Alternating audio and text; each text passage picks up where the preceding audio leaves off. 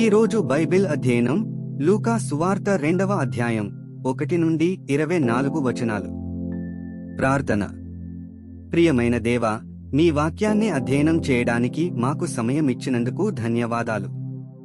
మేము మీ వాక్యాన్ని విన్నప్పుడు మా మనస్సులను పునరుద్ధరించండి మరియు మాకు అవగాహనను ఇవ్వండి.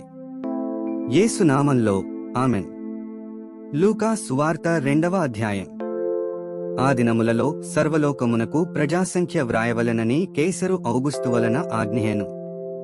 ఇది కురేనియు సిరియ దేశమునకు అధిపతి అయున్నప్పుడు జరిగిన మొదటి ప్రజాసంఖ్య.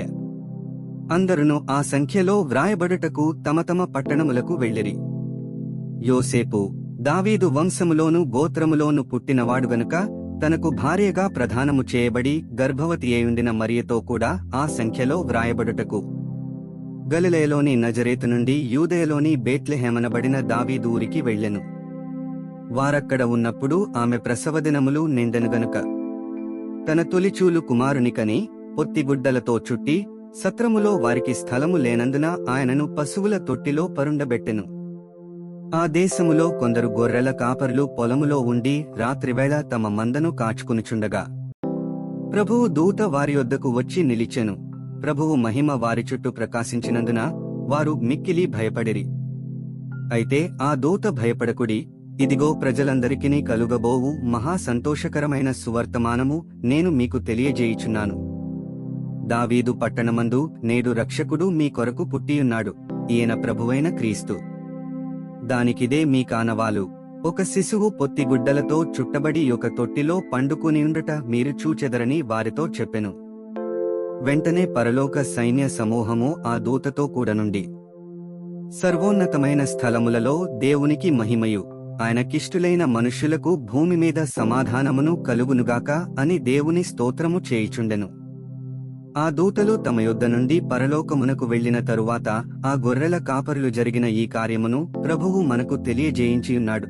మనము బేత్లెహేము వరకు వెళ్లి చూతమురండని ఒకనితో నొకడు చెప్పుకుని త్వరగా వెళ్లి మరియను యోసేపును తొట్టిలో పండుకునియున్న శిశువును చూచిరి. వారు చూచి ఈ శిశువును గూర్చి తమతో చెప్పబడిన మాటలు ప్రచురము చేసిరి. గొర్రెల కాపరులు తమతో చెప్పిన సంగతులను గూర్చి విన్నవారందరూ మిక్కిలి ఆశ్చర్యపడిరి. అయితే మరియ ఆ మాటలన్నీయూ తన హృదయములో తలపోసికొనుచు భద్రము చేసికొనెను. అంతటా ఆ గొర్రెల కాపరులు తమతో చెప్పబడినట్టుగా తాము విన్నవాటిని కన్నవాటినన్నిటిని గూర్చి దేవుని మహిమపరచుచు స్తోత్రము చేయుచు తిరిగి వెళ్ళిరి.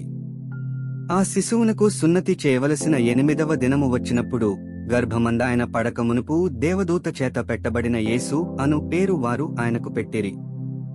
మోషే ధర్మశాస్త్రము చొప్పున వారు తమ్మును శుద్ధి చేసుకుని దినములు గడచినప్పుడు ప్రతి తొలిచూలు మగపిల్ల ప్రభువుకు ప్రతిష్ఠ చేయబడవలెను అని ప్రభువు ధర్మశాస్త్రమందు వ్రాయబడినట్టు ఆయనను ప్రభువుకు ప్రతిష్ఠించుటకును ప్రభువు ధర్మశాస్త్రమందు చెప్పబడినట్టు గువ్వల జతనైనను 2 పావురపు పిల్లలనైనను బలిగా సమర్పించుటకును వారు ఆయనను యెరూషలేమునకు తీసుకొనిపోయిరి. 24 వచనాలు చదివియున్నాము. ముగింపు ప్రార్థన. సర్వశక్తిమంతుడైన దేవా, నీవే మార్గము, సత్యము మరియు జీవము. చదివిన వాక్యాన్ని మీ కృప ద్వారా మా హృదయాలలో ఉంచుకుని మా జీవితంలో అన్వయించుకోవడానికి మాకు సహాయం చేయండి. ఆమెన్.